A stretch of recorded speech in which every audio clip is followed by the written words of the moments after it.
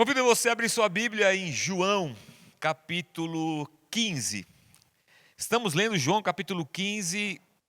Esse aqui acho que é o terceiro domingo já, né? E nós vamos no capítulo 15 por mais alguns domingos ainda, até que a gente saia e vá para o 16 ou João 17, tá bem? Estamos numa série de estudos de domingos chamada A Videira, essa série está baseada em João 15, João 16 e João 17. E hoje a leitura é essa: Eu sou a videira verdadeira e o meu pai é o agricultor. Todo ramo que estando em mim não der fruto, ele o corta, e todo o que dá fruto limpa, para que produza mais fruto ainda. Vós já estáis limpos pela palavra que vos tenho falado. Permanecei em mim e eu permanecerei em vós. Pai amado, nós te pedimos, fala ao nosso coração nesse momento, através da tua palavra, ensina-nos, ministra-nos e que sejamos todos alcançados pela tua misericórdia e pelo teu amor. É o que pedimos em nome de Jesus, o teu Filho. Amém. Amém. O quadro é esse assim, ó. Vamos montar o quadro todo domingo. Jesus Cristo, a videira. Deus Filho é a videira. Deus Pai é o agricultor. E dois outros personagens se manifestam nesse quadro. Um deles são ramos que não dão fruto. E o outro personagem, ramos que dão frutos. O texto apresenta para a gente a seguinte situação, que o agricultor, Deus Pai, ele está limpando a videira. E os ramos que não dão frutos, ele corta e os lança fora. E os ramos que estão produzindo, ele os limpa para que eles produzam mais. Jesus faz um jogo de palavras aqui.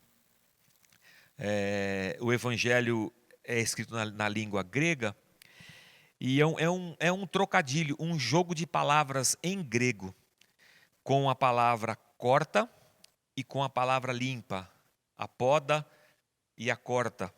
As palavras são semelhantes, aliás, é a mesma palavra, só que uma sozinha e a outra palavra está precedida por uma preposição. São iguais, quase iguais.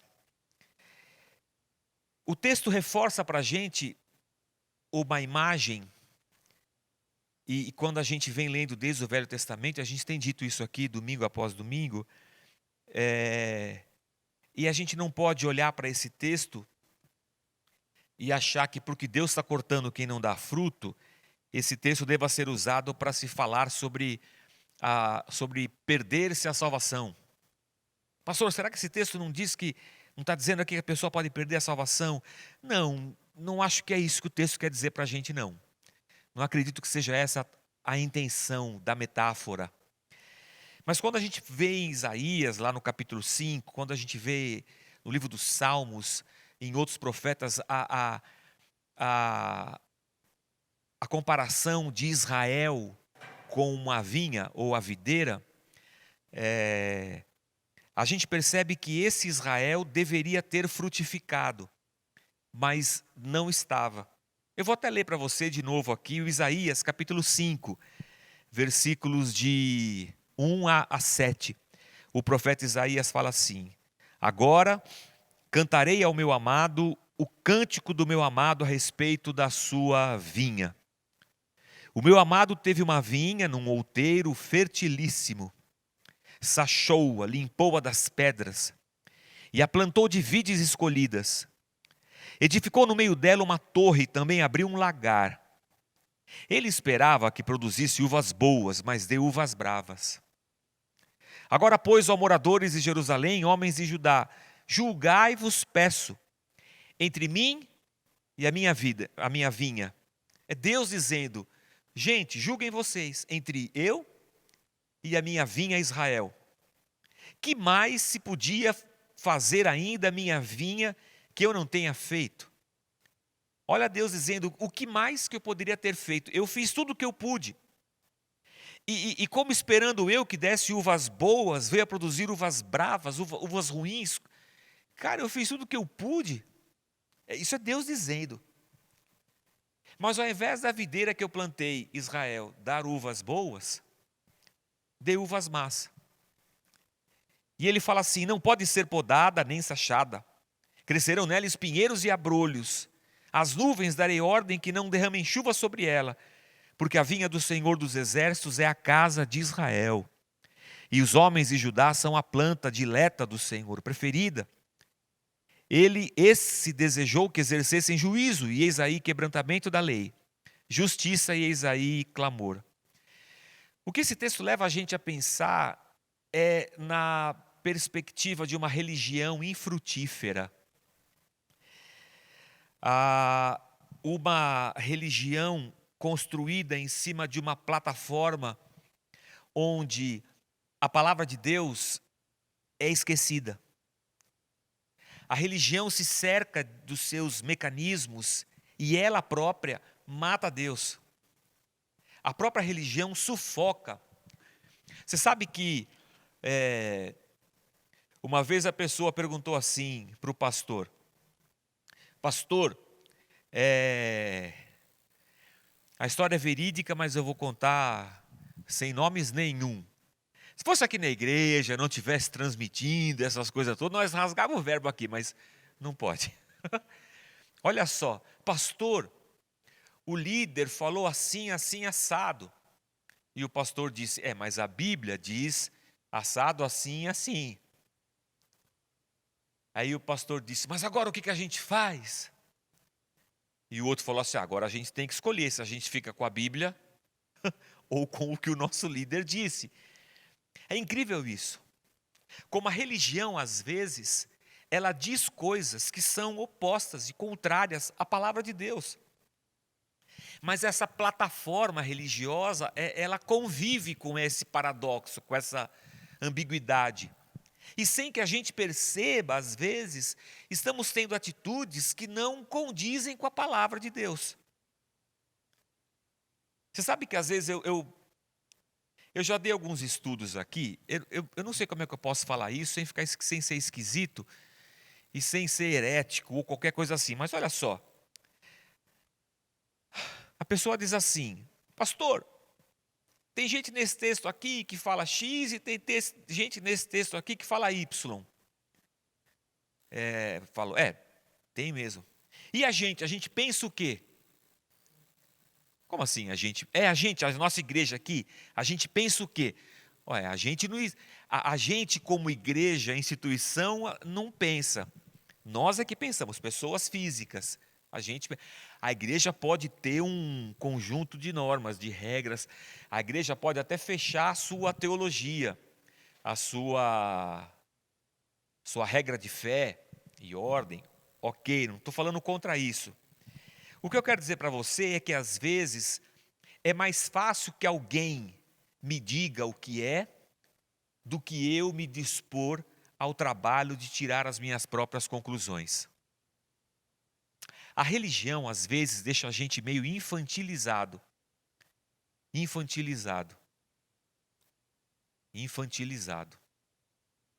Como assim, pastor? A religião cria as normas para a gente. Pode isso, não pode aquilo, pode isso, não pode aquilo. Eu era assim quando eu era pequeno. Quando eu virei protestante, cara, era um país de católicos, né? E ó, que eu não sou tão velho assim, eu sou novinho. Mas na escola estadual que eu estudei, toda a escola inteira, quando eu chegava na 4ª série, fazia a primeira comunhão. Todas as crianças. Eles não queriam nem saber se era protestante, se não era. Faz primeira comunhão. É que depois da primeira comunhão, eu acabei me convertendo numa igreja cristã protestante.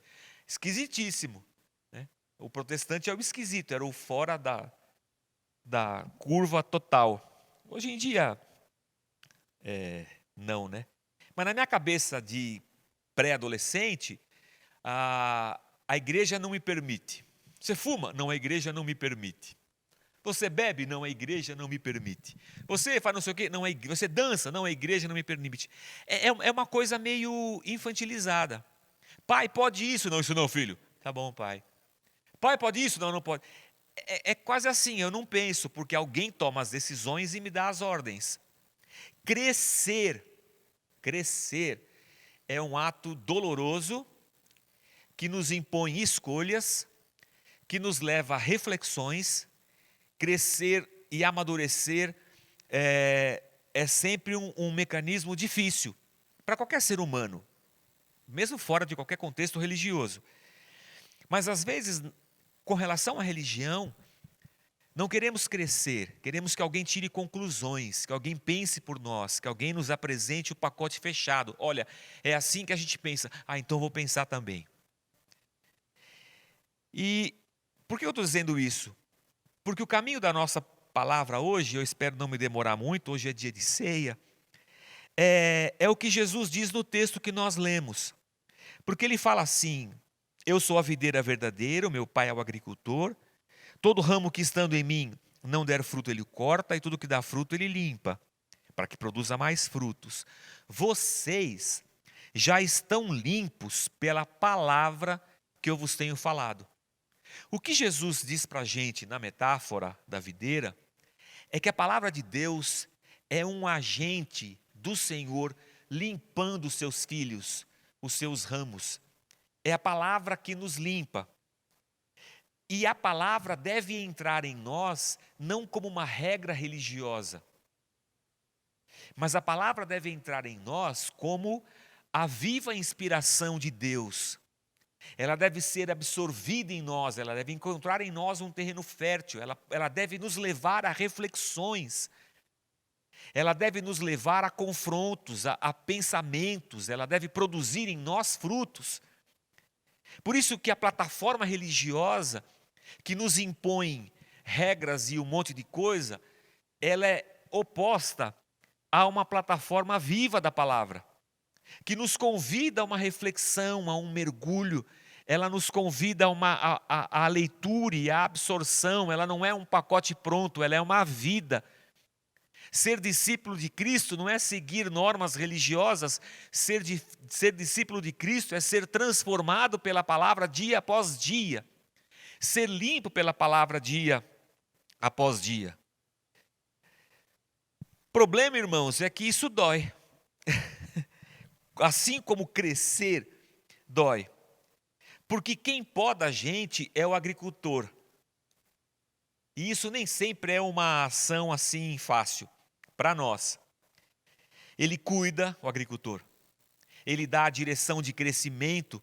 A Cláudia lá em casa, ela tem um jardim. E tem um trem lá que cresce meio... Você tem que botar uns pregos na parede ou uma pérgola para que aquela coisa cresça com uma direção certinha, né? Assim é o Senhor, vai nos dando direção, vai tirando as folhas que estão mortas, Ele vai cuidando da gente. E isso é doloroso por quê?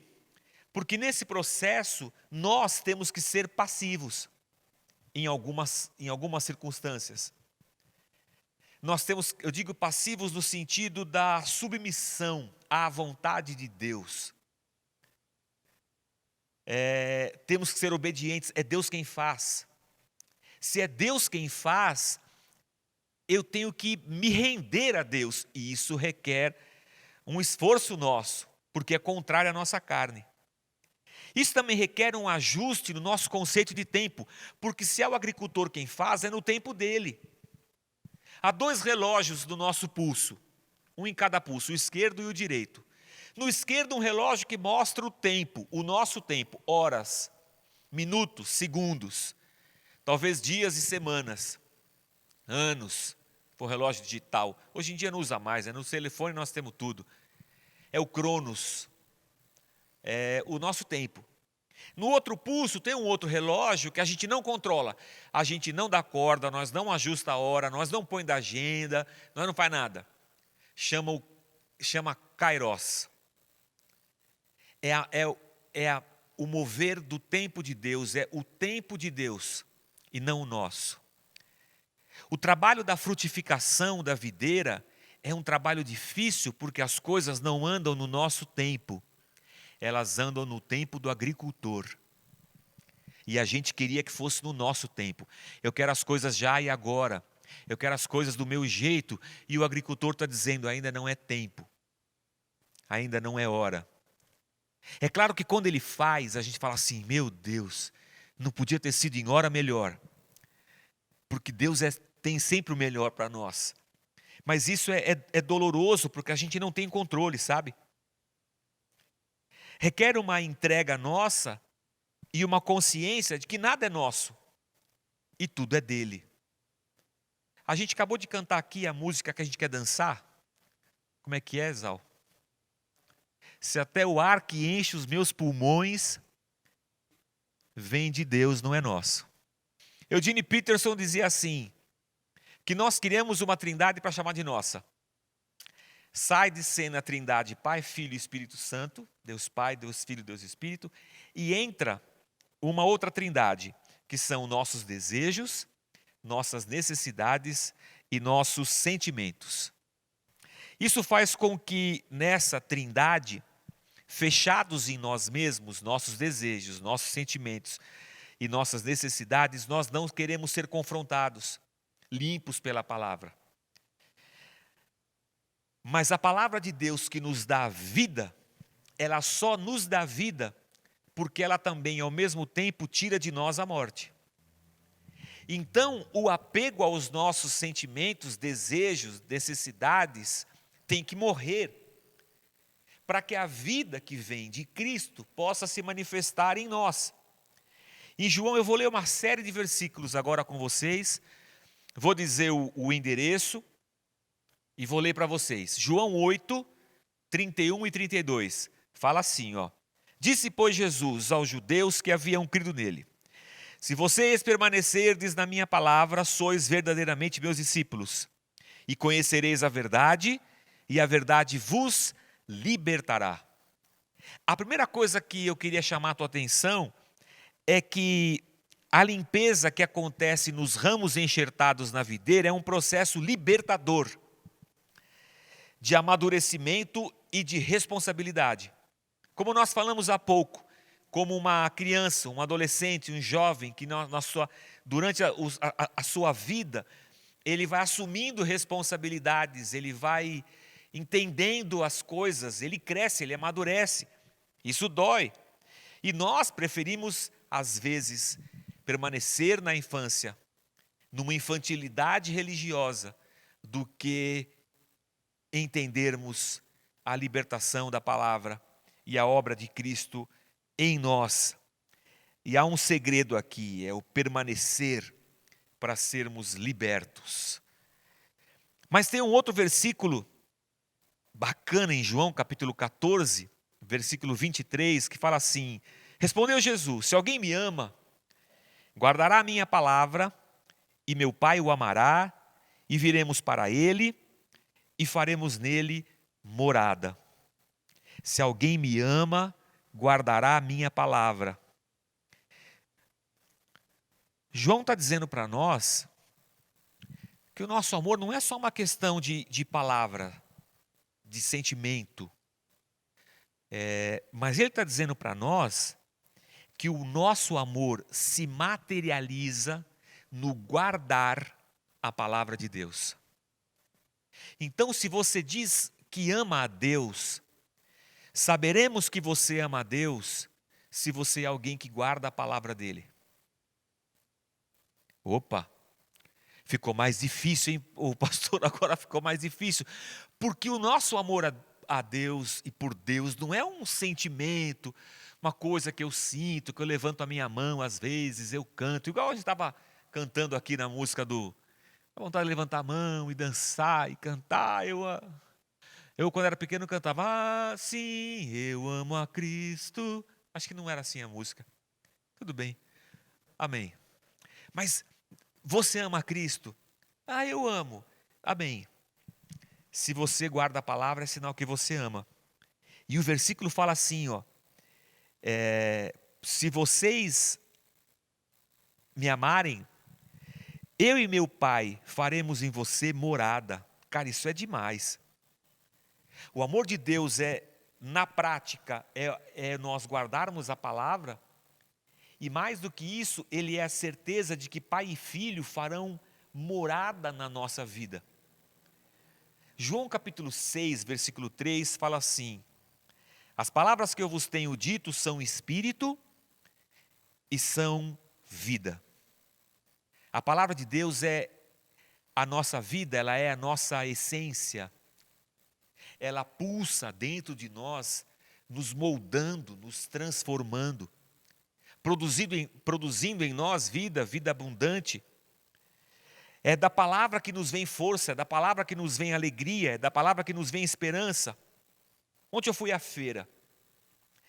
A feira estava cheia de gente. Fui de máscara, fui de luva. A tarefa de sair de casa é minha. Ninguém mais sai, para nada. Só saio eu. Aleluia. Acho que o pensamento é assim. Se pegar Covid e morrer, não vai fazer falta aí o Jorge. Não, todo mundo aqui falou que não, deram risada e disseram que não. Mas óbvio que eu não ia deixar minha filha sair, sou eu que saio. Mas voltando, puxando o carrinho pesado e me deparando com aquela multidão na rua, eu comecei a orar pelas pessoas da igreja. Eu não tenho controle, irmãos, sobre as coisas. Deixa eu puxar minha mesinha aqui. Eu não tenho controle nem sobre a minha vida. Eu não sei quem vai pegar esse vírus ou não. Eu não sei quem vai ficar doente ou não vai ficar doente. E eu também não tenho o poder de curar as pessoas. Acho que ninguém tem esse poder aqui na terra. É Deus quem opera em nós todas as coisas. E aí eu me vi puxando o carrinho de feira e orando. E eu falei assim: Senhor, é óbvio que no meu coração eu vou pedir assim: Senhor, envia a tua cura. E cura as pessoas. Mas curar as pessoas não pertence a mim. E de repente eu falei assim: não sei se é essa oração que eu tenho que fazer. Fiquei orando e enquanto eu orava eu pensava, e fui falando com Deus. E eu falei assim: Senhor, nós todos vamos passar por esse deserto. Não sei se foi o prefeito ou foi o governador de São Paulo que disse esses dias que o confinamento, a quarentena, ela vai aumentar à medida em que as mortes se tornarem mais próximas das pessoas. E é uma triste realidade. Nós todos vamos passar por essa situação. Todos nós seremos afligidos, ou pela enfermidade, ou pelo desemprego, pela falta de dinheiro, pelas crises de ansiedade, pela depressão que surge nesses momentos. Todos nós seremos atingidos. Então eu falei: Senhor, o que nós precisamos é que o Senhor nos ajude, que a tua palavra produza em nós diariamente esperança. Porque nós vamos ter que acordar pelos próximos dias, meses, por esse ano, pelo próximo não sei, mas nós teremos que acordar todos os dias com uma esperança renovada, aconteça o que acontecer. Tenha eu perdido um familiar, tenha eu ficado desempregado, esteja eu passando por uma luta muito difícil em casa, eu vou ter que acordar todo dia com esperança, e não o que será de mim. Se o Senhor não renovar a tua alegria em mim, eu estou perdido nesses dias. Se o Senhor não renovar em mim a fé, a força, a alegria do Senhor, que é a nossa força, eu estou lascado. E João vai dizer para nós que as palavras que Jesus nos tem dado, elas são vida. Cada vez que eu pego o telefone, ele mudou de lugar. Essas tecnologias, elas são difíceis. Eu estou aqui pregando e pensando, por que eu não liguei o bendito computador e optei por mexer nesse bagulho aqui? Mas tudo bem. A palavra nos dá vida. Ela é a essência de Deus em nós. Então eu me vi orando assim: Senhor, ajuda a gente a suportar esse tempo. Ajuda-nos a sermos igreja nesse tempo, sabe? Que em nós se multiplique o amor, a alegria, a comunhão, mesmo distantes. Que não falte em nós esse despertamento para ajudar, para repartir. Que o Senhor nos ajude. Fico pensando é igual uma guerra, sabe? E que os soldados estão indo para a guerra e está todo mundo sendo afligido por essa situação, e a nossa oração é: Senhor, nos fortalece, nos ajuda. Que a palavra de Deus produza em você esse fruto a cada dia. O escritor de Hebreus, no capítulo 4, no versículo 12, fala assim: porque a palavra de Deus é viva, ela é eficaz, é mais cortante do que qualquer espada de 2 gumes. Uma espada que tem o fio dos 2 lados, e penetra até o ponto de dividir a alma e espírito, juntas e medulas, e é apta para discernir os pensamentos e propósitos do coração. Senhor, eu quero essa palavra no meu coração. Porque nesses momentos eu preciso discernir os sentimentos que brotam dentro de mim. Porque eu vou dizer para você, irmão, que brota em nós sentimento de desespero, de um monte de coisa. E há coisas que eu não quero, então eu quero que a palavra de Deus entre na minha vida como essa espada que vai lá no fundo.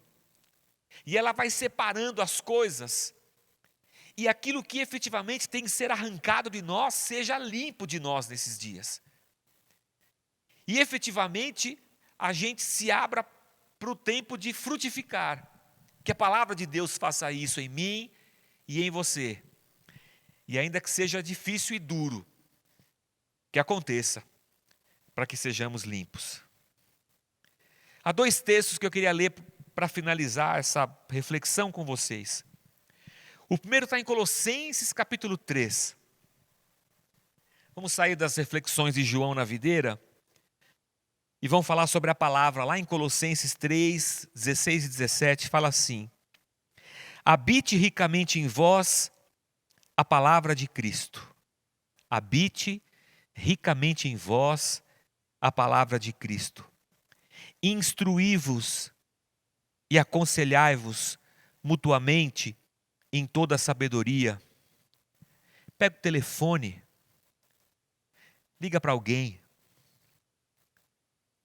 Vamos compartilhar a palavra uns aos outros com sabedoria. Louvando a Deus com salmos e hinos e cânticos espirituais, ou seja, que a palavra agora seja cantada nos nossos lábios. Que a gente acorde e deite cantando a palavra, salmos, hinos, cânticos espirituais, com um coração grato. Com um coração grato pela vida, pela obra redentora de Cristo, por Deus em nós, Emanuel, Deus conosco. E tudo que vocês fizerem, seja em palavra, em ação, tudo que vocês fizerem, seja dando a Ele graças. Então, irmãos, há muito que a gente pode fazer nesses dias.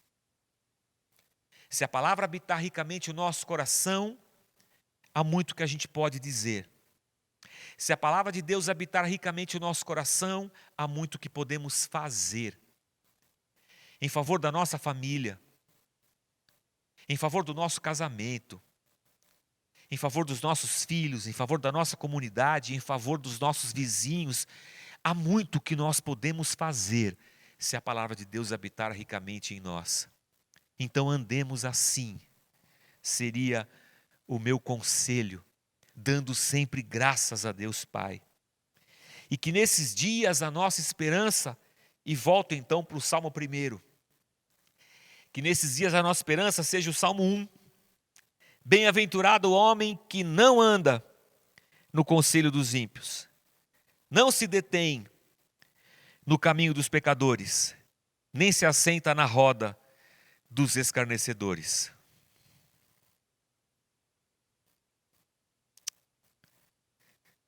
Aleluia. Eu paro assim para pensar se eu vou falar ou se eu não vou. É porque me veio agora uns negócios na cabeça aqui. Você participa de algum grupo de WhatsApp? Cara, tem uns grupos de WhatsApp, eu participo de um monte. Mas tem uns que às vezes, cara, é tanta bobagem. Para falar bobagem, fica quieto, né, meu?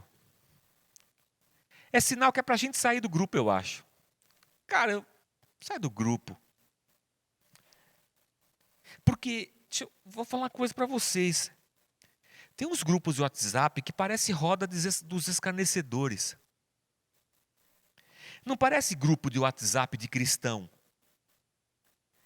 Parece roda dos escarnecedores. Parece conselho de ímpio. Parece caminho de pecadores. E parece que fazer parte daquele grupo é se assentar nessa roda para ficar falando essas coisas. Cara, essa semana eu fiquei incomodado. Não pelos grupos, eu fiquei incomodado por mim. Porque eu pensei assim, deve ter coisa que eu faço nos grupos que parece roda dos escarnecedores. Eu acho que uma brincadeira é bacana, mas são umas coisas que extrapolam, sabe?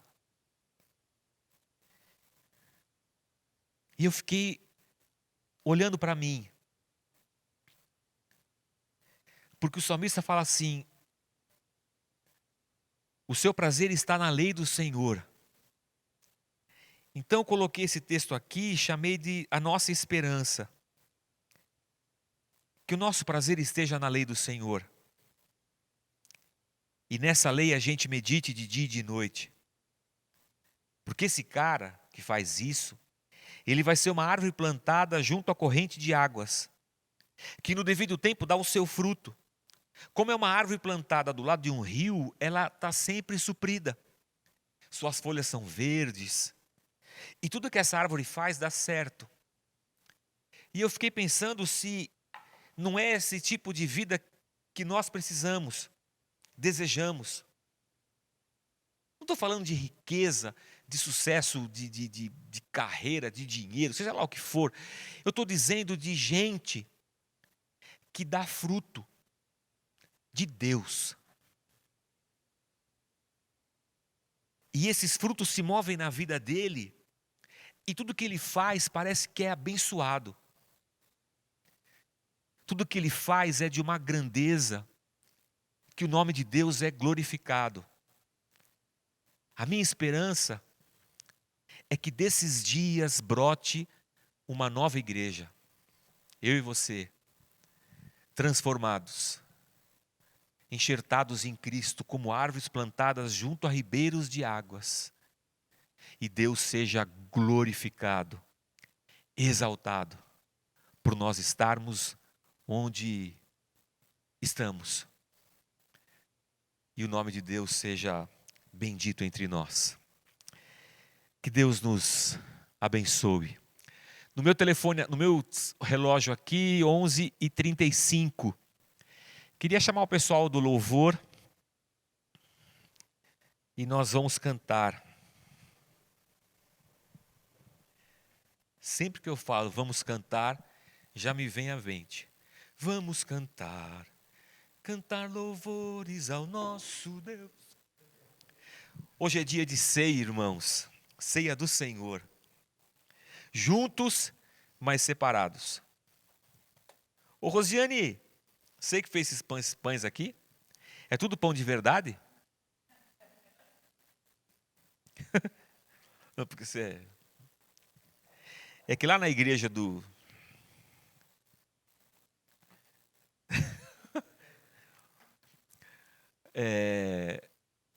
eu dou aula na Escola Metropolitana de Teologia, que é uma escola lá da Casa da Rocha Independência. Eu sou professor lá também.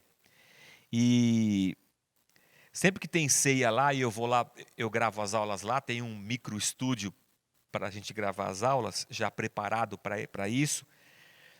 Eu fui lá outro dia, tinha sido a ceia no dia anterior e os pães estavam em cima da mesa. Igualzinho esse aqui, Rosiane. Tudo de plástico. Lá os caras querem enganar a gente. Aqui não, aqui é de verdade. Nós vamos cear. E vamos celebrar o pão, corpo de Cristo,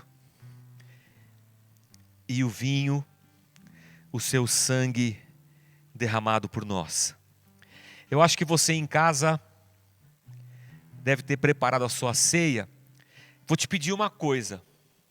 Se você está com a sua ceia preparada, tire uma foto e joga nos nossos grupos de WhatsApp, que a gente vai, ao longo da semana, colocando essas fotos no Facebook e no Instagram. Porque às vezes dá uma saudade da gente se ver, e pelo menos na fotografia ali a gente vai encontrar um pouco de consolo, conforto e comunhão. Eu vim para cá hoje morrendo de vontade de dar um abraço nos caras, não posso. Vontade de dar um beijo, um abraço, conversar assim mais perto, não pode. Mas que a nossa comunhão extrapole a questão física da quarentena e a gente encontre comunhão em espírito e em verdade. Na noite em que Jesus foi traído, ele tomou o pão, o partiu e disse: esse é o meu corpo que é partido por vós. Fazei isso todas as vezes que comerdes em memória de mim. E é isso que nós estamos fazendo, nos lembrando de que o corpo de Cristo foi partido por nós. Para que nós vivêssemos, ele morreu. E para que nós continuássemos vivos, ele nos enxertou nele mesmo, a videira. É nele que estamos ligados, é a ele que estamos ligados. E nós nos alimentamos hoje, nessa mesa, celebrando o pão como o corpo de Cristo e celebrando o cálice como o sangue derramado por nós na cruz. Senhor, nós oramos nessa manhã, consagramos o pão, te louvando pela morte sacrificial de Jesus Cristo em nosso favor. Em comunhão, Senhor, com a tua igreja, tão distante nesses dias, ligada pela internet, pela rádio.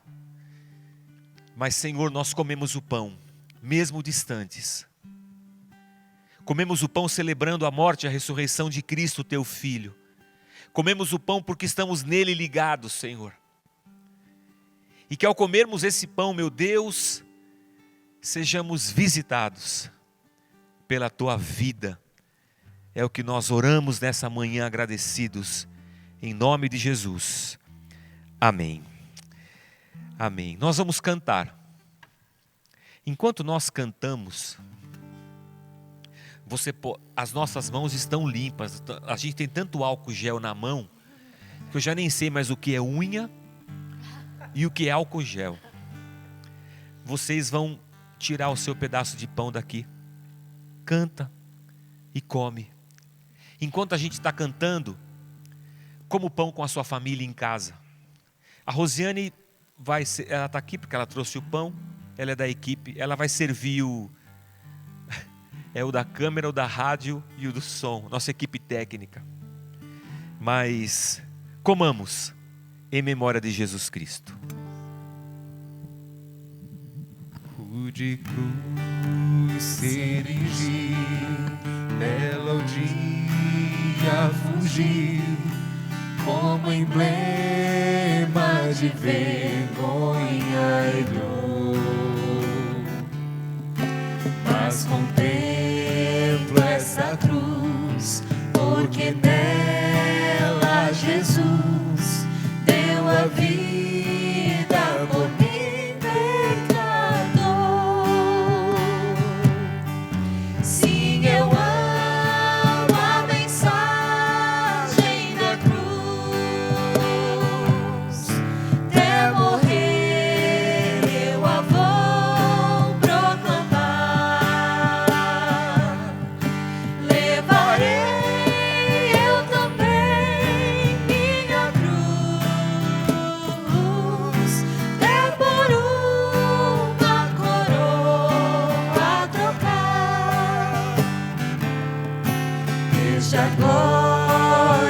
dos céus, o Cordeiro de Deus, ao Calvário humilhante baixou.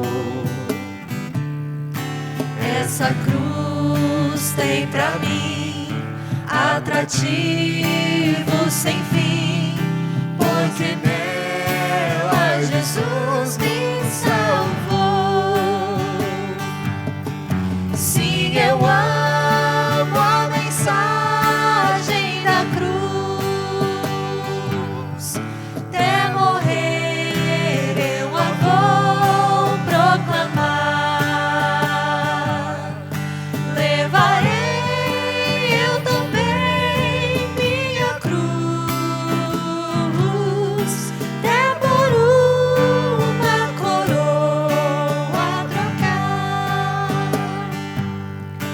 Nesta cruz padeceu e por mim já morreu meu Jesus para dar-me o perdão. E eu me alegro na cruz, dela vem graça e luz para minha santificação. Sim, eu amo a mensagem da cruz, até morrer eu a vou proclamar. Levarei eu também minha cruz, até por uma coroa trocar. Eu aqui com Jesus. Última estrofe para depois, eu não posso encostar em você. Posso? Desculpa. Posso deixar a última estrofe para já? Já. Vocês comeram o pão? Então faz favor. Ale.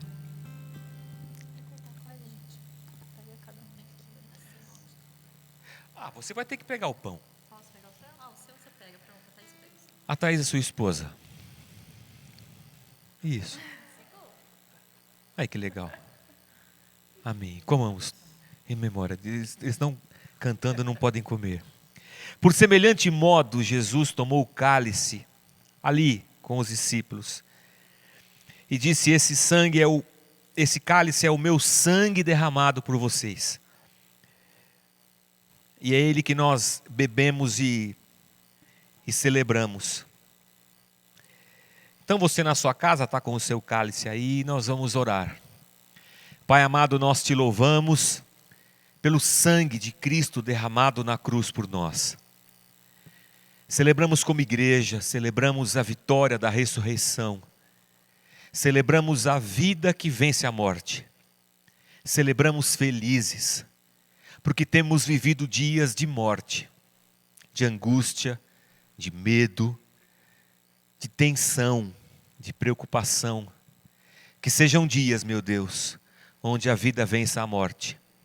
Por isso, juntos celebramos, em nome de Cristo Jesus, o teu Filho. Amém.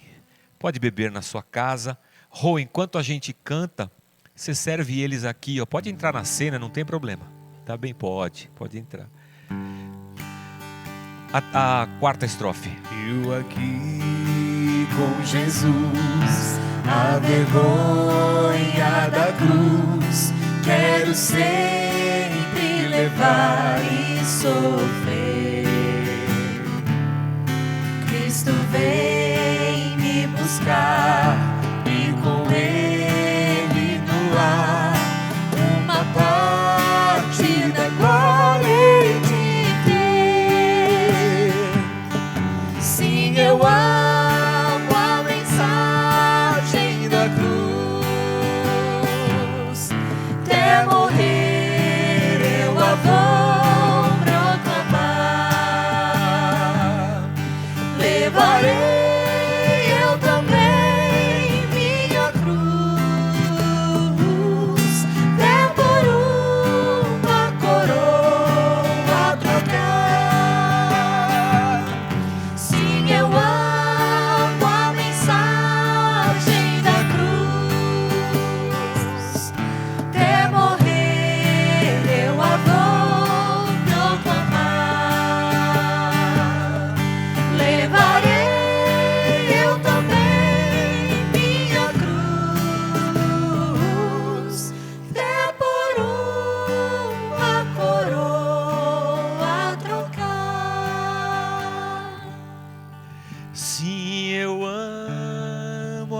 mensagem da cruz.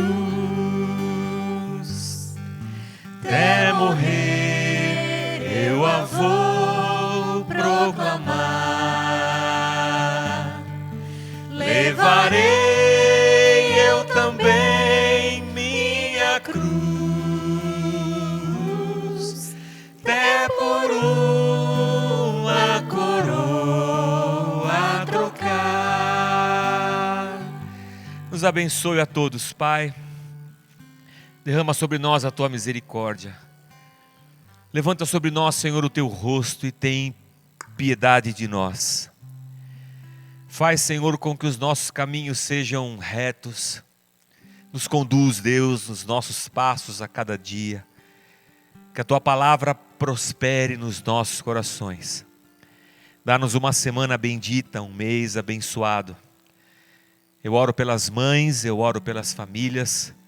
E eu te peço, Pai, abençoa-nos a todos, em nome de Jesus. Amém. Amém. Deus te abençoe. Bom domingo.